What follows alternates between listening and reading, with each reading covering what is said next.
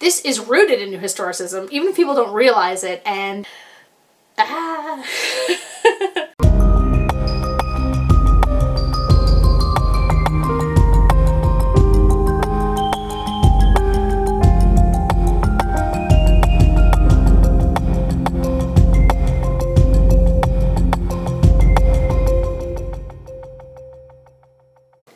Hello, welcome to Sound and Fury Book Reviews. As usual, I am Tina. So, I am jumping into the review breach of peace train. Like everyone does. Apparently, I have to provide background as to why I read this book. This is just mind-boggling to me. I've subscribed to Greene's booktube channel for years now. I always found his fantasy news segments engaging, and I really liked his sense of humor. When he started posting that he was publishing a novella, I will admit my first reaction was, damn, you are smart. You have a massive following. Good job, sir. And because I was part of that following and I appreciated the free content I've been getting for years, I bought the ebook. I also thought the story sounded pretty cool. I find the controversy that sprouted up a few weeks ago about this book absolutely fascinating. In fact, I tried to explain the whole thing to my partner, but he just gave me that like mean face, you know? So, because I find it utterly fascinating, I am going to talk about it for a bit, but from a New Historicist perspective, and I'm going to talk about New Historicism. Yay! So you can jump here to get to a spoiler-free review of the book itself if you don't care about this, or if you're just sick of the whole thing. But if you do want to listen to my very in-depth discussion about literary analysis, this part won't have any spoilers either. To be clear, I don't actually have a hard opinion on all of this. I just find it supremely interesting, and I just like the fact that I was able to kind of watch this play out. So, if you couldn't guess, I very much enjoy literary criticism and analysis. I kept my my Norton here after university, not just to use as a doorstop, but because I think it's interesting, and I refer to it often when I'm preparing reviews. I love intertext like Julia Kristeva, things like that, and, you know, Judith Butler, things like that. So anyway, I'm not going to talk about all of this. A big part of this whole breach of peace controversy is the authorial intent and author reaction to a review. So this is rooted in New Historicism, even if people don't realize that they're doing it. So New Historicism seems fairly simple to understand, but it comes from a very complex background in literary theory and has much more to do with how we interpret literature than our opinion of whether an author should barge into a reviewer's space. So I'm not going to get into this background, but I'll just give you a brief. I'll drop all the names for you so you can go research it yourself. So New Historicism comes from the theories of Michel Foucault and that of deconstruction by Jacques Derrida. Derrida is famous for his misinterpreted quote, "Il n'y a rien en dehors du texte." Sorry, my French is terrible, which means there's nothing inside the text. So New Historicism takes from these more complicated theories and posits that literature should be studied and interpreted within the context of both the history of the author and the history of the critic. That's the important part. So we have authorial intent and reviewer bias perspective coming into the analysis and reading of a work. What I find fascinating about this whole thing is that we're getting a live view into how people read and interpret. It is so cool. So we have Greene on one hand arguing that he meant this and that, and then we have reviewers saying, yeah, but I read it this way. And guess what? Both are equally valid, because once a work of literature is out in the world, no one owns it. The author still owns what they wrote. Readers, reviewers own how they read it. Everyone will be approaching a text differently from different points of view. Once an author throws a book out into the world, you know, their intention doesn't disappear into the ether, but it also does not invalidate anyone's responses to the work. But this is what New Historicism wants. If it were personified, you know, New Historicism just... New Historicists would love that people are arguing about whether Greene's use of cops as main characters is problematic, and especially that Greene jumped in with his perspective on this. It's like an essay playing out for us. You know, if anything gets me going more than aliens, it's literary theory. So, totally. New historicists study the use and dispersion of power and the marginalization of social classes in order to dive deeply into a book. The fact that so many people are contextualizing this small novella on a large scale tells a lot about our culture at the moment and how we understand that things mean things. You can't have a cop in a book now and not think about Black Lives Matter, for instance, you know. But does that mean we should stop watching like Brooklyn Nine-Nine or don't watch Die Hard at Christmas? Die Hard's a Christmas movie. Or should we no longer root for like the good cops in like a show like Snowpiercer? Perhaps. Clearly, Breach of Peace has shown that some people will resist media that they feel contributes to a negative social construction, in this case, policing and its institutionalized racism and power issues. This is not bad in and of itself. It shows that people care about important issues and are willing to take stands for things they care about, even if taking a stand just means not, consuming a piece of media. This is also, though, where New Historicism has a flaw, or at least a drawback. So the examination of literature can be tainted by examination itself. Reacting so strongly to Greene's cops, when it's just a fantasy, or like just an urban fantasy, can be detrimental to enjoyment of the book.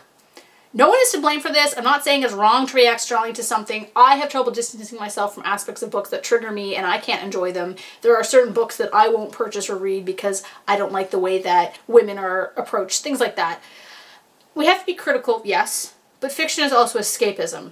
I think it's hard sometimes as readers to balance this, and it should be hard. Books back in the day did have their social implications as well. I've talked about this before, but Little Women, for example, Louisa May Alcott was forced by her publishers to change the ending of the book. So, spoiler alert, Jo ends up marrying and having kids versus Louisa May Alcott wanted her to be a spinster.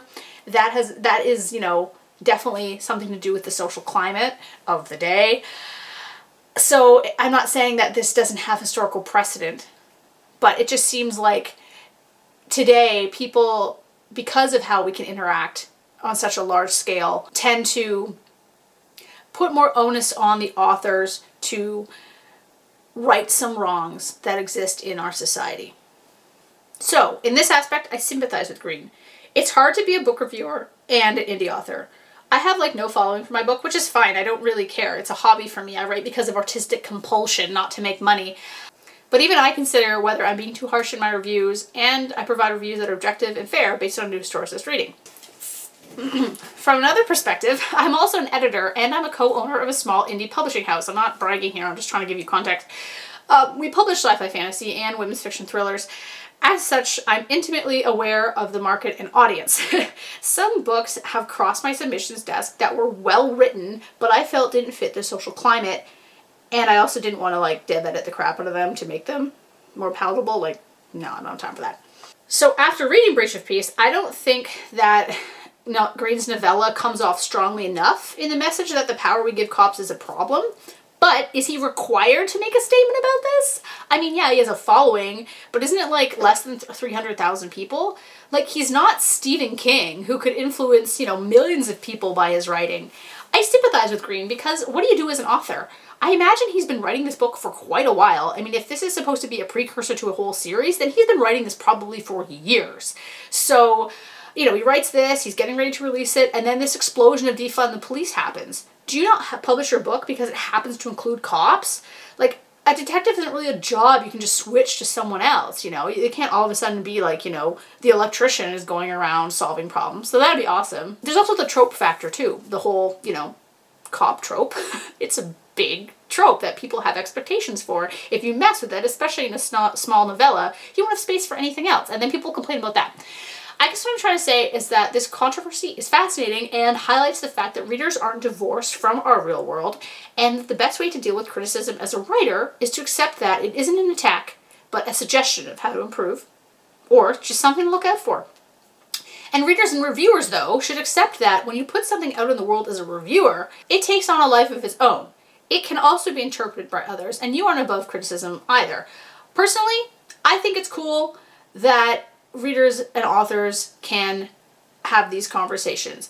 I think we're in a changing time of book publishing where authors almost have to be engaged with their readers and where reviewers, have to accept that the author might not agree with it. And that's fine. As long as people aren't insulting one another and being mean and rude to one another, then I think that this is really fascinating.